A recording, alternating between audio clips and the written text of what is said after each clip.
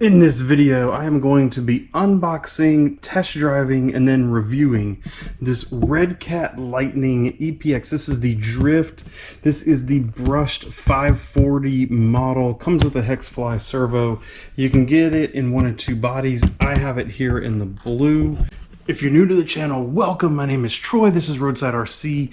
On the channel, you'll find me doing drifting and racing and bashing and crawling, plus product review videos and how-tos.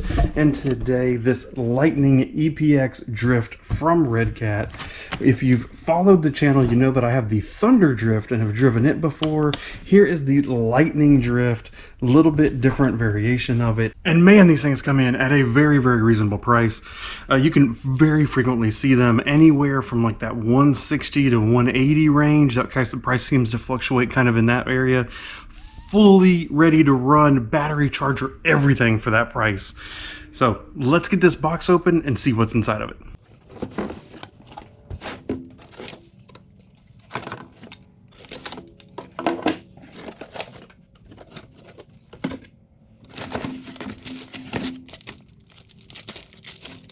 As expected, we do have the RCR2CE. This is the standard controller Redcat uses for just about everything. Super cheapo plug-in wall outlet charger, along with the 2000 milliamp 7.2 volt nickel battery. Nothing super special there, but at least you can get it up and running straight out of the box, which is super nice. I did get the more kind of touring car looking body, this blue one here. Honestly, I think it looks pretty good. You will see the plastic drift tires on here already. Body sits pretty good, and I'll be honest, for as cheap as it is, the body looks pretty nice. I am surprised that the body posts, they left them sticking out so much. I think it's one of the first things you'll need to do is snip those off, unless you're talking about putting a very tall body on this car. Instructions do come with it, not only for the ESC, for the vehicle itself, exploded diagrams, upgrade parts, all that kind of stuff that you may want in there. Look at this whole list of upgrade compatibility parts, even down to just some, like, you know, scale looking accessories, but of course things like metal hexes, aluminum parts, all that kind of stuff. Not really too sure if it's truly needed for this vehicle. I think it's kind of just, you know, more fun just as it is, but let's take a look. Let's see it. Get the body off, see what we find underneath it. If you have any experience with Redcat vehicles at all, what you see here looks very, very, very familiar. And when you come over here and you check out the upgrade compatibility chart, you see the Lightning Drift, you see the Lightning Pro, the brushless version, the Lightning short course truck, the Tornado buggy, the Volcano monster truck, both the electric and the nitro version. So basically what Redcat does is they use this same core chassis, and with a few different parts, maybe control arms, drive shafts, tires and wheels and bodies, they go from an on-road touring / drift car to a buggy to a monster truck to a short course truck, all in one basic platform. So the good and bad about that, is this going to be a pro-grade drift car with its super capable handling? No, because it's just a generic chassis, basically touring car that can be turned into anything. Are there parts availability for it? Yes, lots and lots of parts availability for it. So you can get any spares at a lot of different locations. Very common, very easy to get them. For this one, since it is not the Pro model, it is the brushed model. So we are looking at a 27 turn 540 motor brushed ESC, and you know, using it with this nickel battery, we're going to give a good test to see kind of how long this does run. But you know, it should give us in a low draw application like this a very long fun runtime for us. It's hard to see in here, but this ESC it does have some jumpers on it back here. So if you didn't want to run the nickel battery, if you'd rather run, like myself, I'd much rather run a LiPo. Couple things you'll have to do: jump over to that to the LiPo side, that way you have a low voltage cutoff. And then over here, you're probably going to end up, and I know I'm going to as I put a LiPo in it, I'm going to end up drummeling out a little bit of this. You'll see that the battery holder is actually curved to match the profile of this rounded nickel battery. If you get a LiPo battery, it's going to be square. It's going to be a solid rectangle. So I'm going to come in and open up some of this in order to let that square rectangle sit in there better. When we look at the corners of the cars, what we see, of course, like we know already, oil-filled shocks that feel quite nice, actually. Adjustable turnbuckles, adjustable steering rods. You know, you have a decent amount of adjustability with this vehicle to tune how it drives, which is really, really nice. Not super necessary for this level of vehicle, if I'm honest, but it's nice that they at least give you the options. The other thing, you see, I have actually already driven this vehicle before the video just to make sure that it worked. And one of the things that I find really odd here is this center area here is a hard plastic tire, but the edges out here at the edge is actually rubber. You can kind of see that gap right here.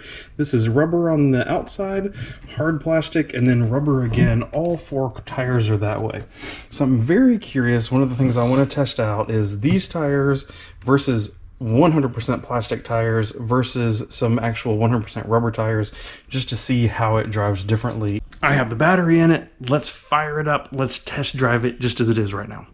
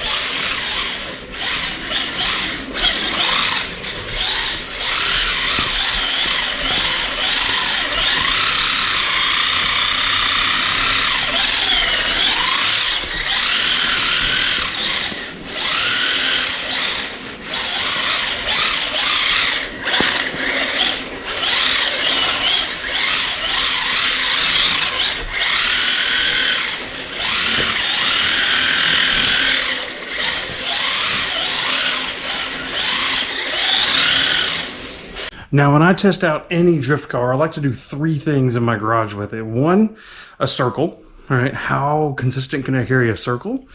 How can it do, trying to do a figure 8 with the transitions in the middle? And then finally, I have a pattern on the floor here called what I call the big C. And, you know, lots of transitions plus a big sweeper. So let's see how we can do with this car through these three tests.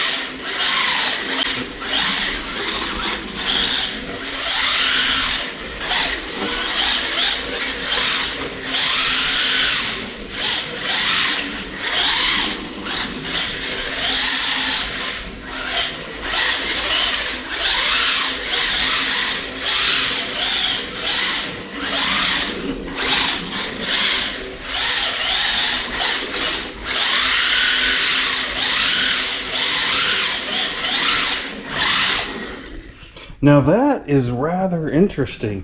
I'll be honest, that did better than I thought it would. I've had, as an example, the Redcat Thunder Drift, which honestly, from a just base chassis layout and kind of how it's designed, you would think would be actually better as a drift car than the Lightning Drift here. But I'll be honest, that was much more controllable than I thought it would be. Really, really kind of surprised me. You know, I was able to do the circle. Usually all-wheel drive cars, once you get them into a circle, they hold the circle pretty well. So that's not super surprising. The figure 8 surprised me. I was able to do that easier and smoother and more precise than I thought I would be able to. And then the big C, of course, it struggled with the transitions. Because it's really tight, honestly. The legs of the C, really, really tight. Again, it does well at the big power sliding sweeper, but the transitions are a little clunky, as you may guess.